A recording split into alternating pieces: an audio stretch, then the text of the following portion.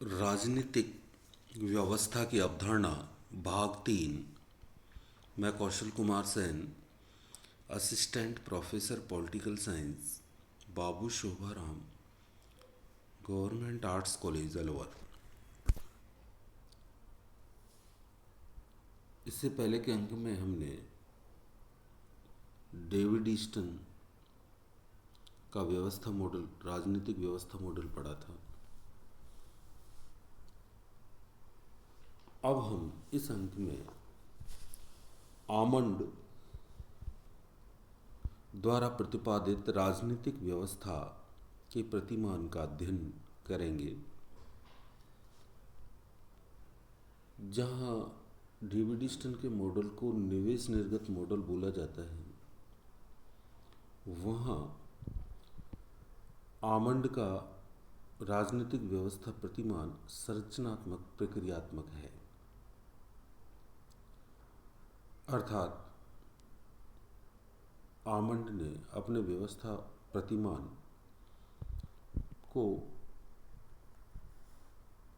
ज़्यादा विस्तारित रूप देते हुए अनेक संरचनाओं और उन संरचनाओं के प्रकारों के आधार पर अपने व्यवस्था सिद्धांत को समझाने का प्रयास किया है।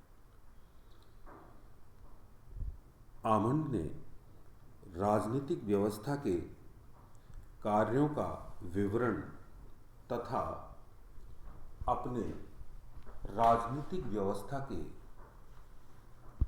संरचनात्मक प्रक्रियात्मक प्रतिमान का प्रतिपादन कॉलमैन के साथ लिखी गई पुस्तक the politics of developing areas में किया है। आमंड ने अपने राजनीतिक व्यवस्था प्रतिमान में ईस्टन की तरह ही 3 चरण स्वीकारे हैं। पहला निवेश, जिसे इनपुट कहा जाता है। दूसरा रूपांतरण, अर्थात राजनीतिक व्यवस्था में निवेश के प्रोसेसिंग की प्रक्रिया। और तीसरा प्रोसेसिंग के उपरांत आउटपुट निर्गत की प्रक्रिया। आमंड ने ईस्टन की तरह ही राजनीतिक व्यवस्था के 2 प्रमुख कार्य स्वीकारे हैं। पहला निवेश कार्य, दूसरा निर्गत कार्य या निकास कार्य।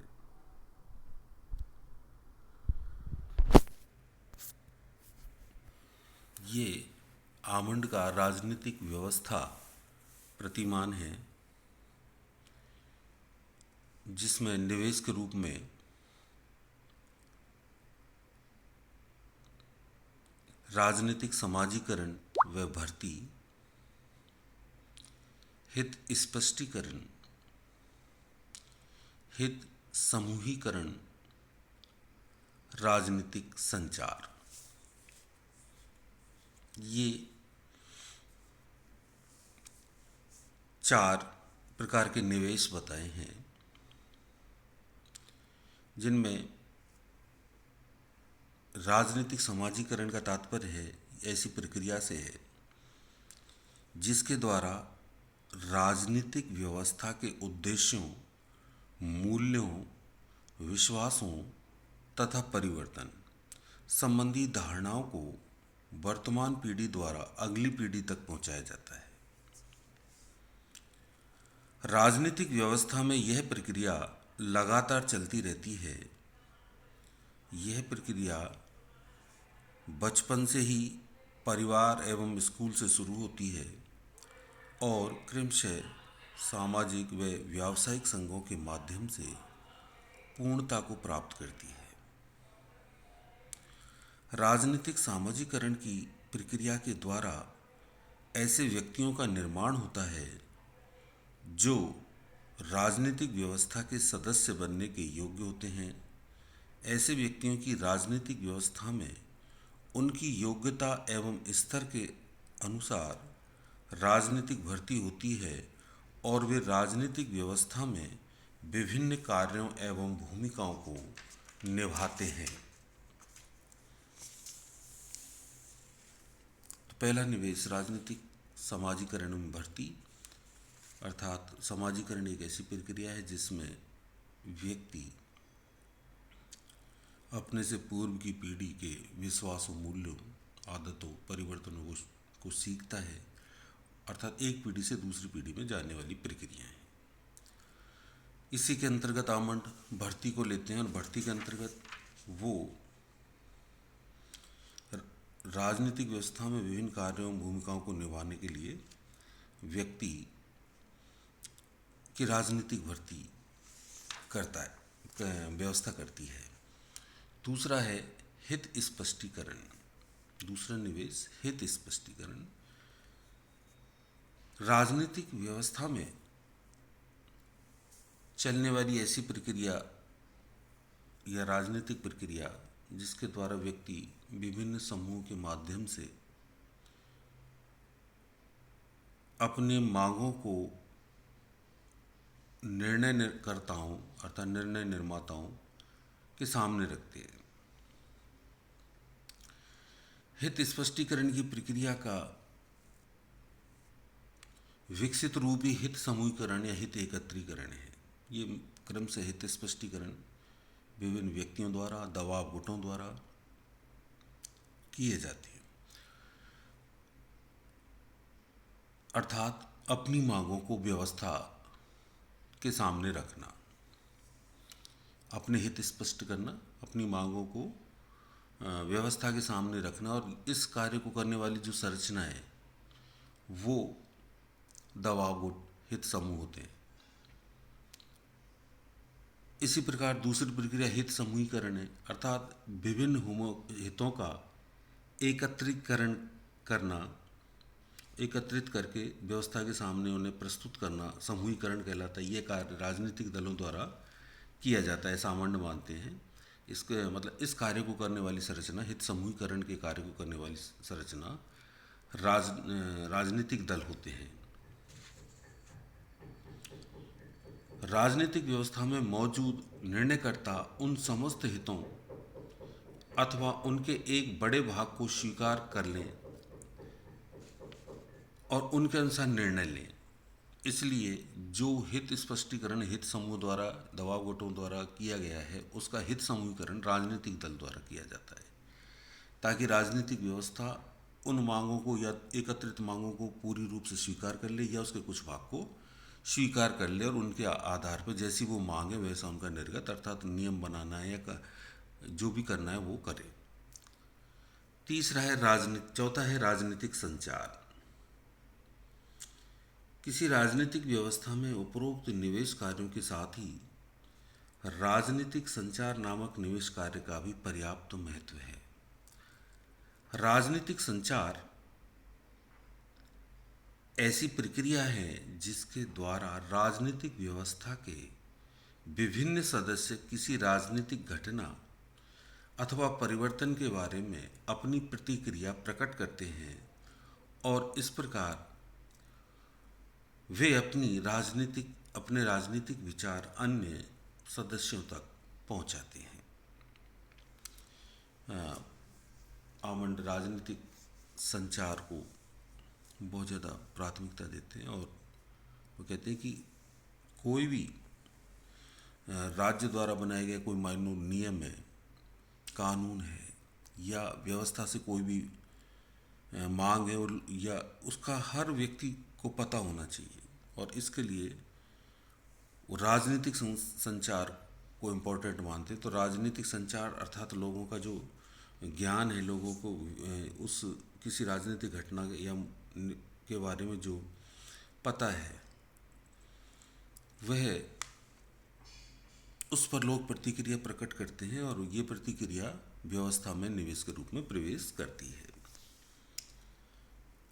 इसी प्रकार अब है फिर जो ये मांग के रूप में, निवेश के रूप में विभिन्न संरचनाओं द्वारा किए गए कार्य, संस्थाओं द्वारा किए कार्य निवेश के रूप में राजनीतिक व्यवस्था में प्रवेश करते हैं और राजनीतिक व्यवस्था इनको रूपांतरित करती है। जैसी मांग है उनके अनुसार उनका वैसा ही निर्गत में बदलती है। तो इसने आमंड एंड पावेल ने 3 प्रकार के निर्गत बताए हैं।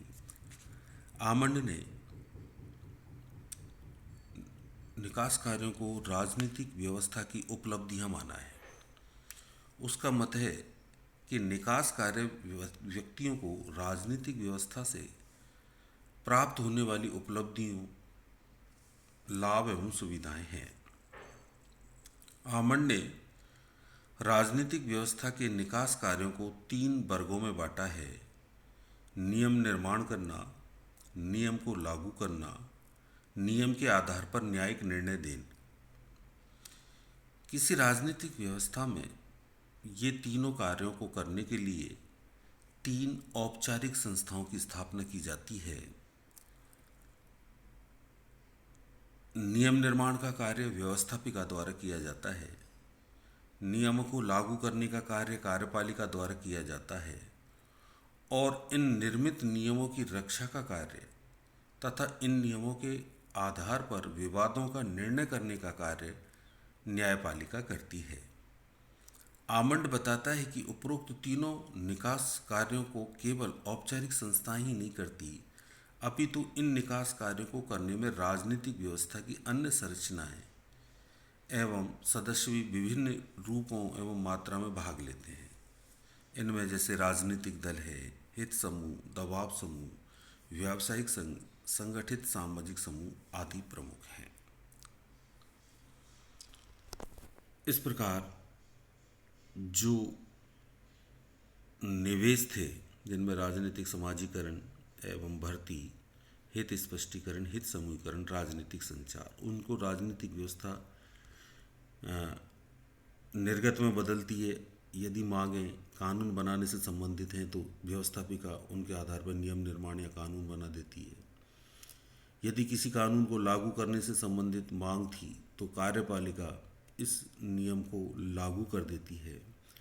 और यदि मांग ऐसी है कि व्यवस्थापिका द्वारा बनाए गए कानून को जब कार्यपालिका नागरिकों पर लागू करती है और उससे कोई नागरिक परेशान होता है तो उस पर निर्णय की मांग है, तो उस पर निर्णय न्यायपालिका का कार्य है और वह न्याय करती है। इस प्रकार निवेश आमंड के संरचनात्मक प्रक्रियात्मक मॉडल में निर्गत में बदल जाते हैं। फिर यह प्रक्रिया वैसे ही जैसे डेविड स्टन के मॉडल में है कि वापस फिर ये निवेश के रूप में व्यवस्था में प्रवेश करती है और फिर उसी प्रकार निर्गत के रूप में बाहर आती है। तो इस प्रकार ये निरंतर चलने वाली प्रक्रिया है। आमंड के राजनीतिक व्यवस्था प्रतिमान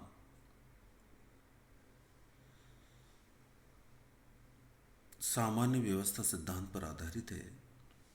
आमंड ने निवेश एवं निकास की अवधारणा का विस्तार किया है। आमंड ने हित समूहीकरण की प्रक्रिया में तथा हितों के निर्णय में बदलने की प्रक्रिया में सरकारी संरचनाओं के अलावा अन्य अनौपचारिक समूहों की भूमिका पर भी प्रकाश डाला है। उसने अपनी राजनीतिक व्यवस्था के प्रतिमान में राजनीतिक संस्कृति की धारणा को स्थान दिया है और वह कहता है कि किसी राजनीतिक व्यवस्था की राजनीतिक संस्कृति जितनी अधिक विशेषीकृत होगी, वह राजनीतिक व्यवस्था उतनी ही अधिक आधुनिक राजनीतिक व्यवस्था होगी। इस प्रकार हमने आमंड के राजनीतिक व्यवस्था प्रतिमान का अध्ययन किया। धन्यवाद।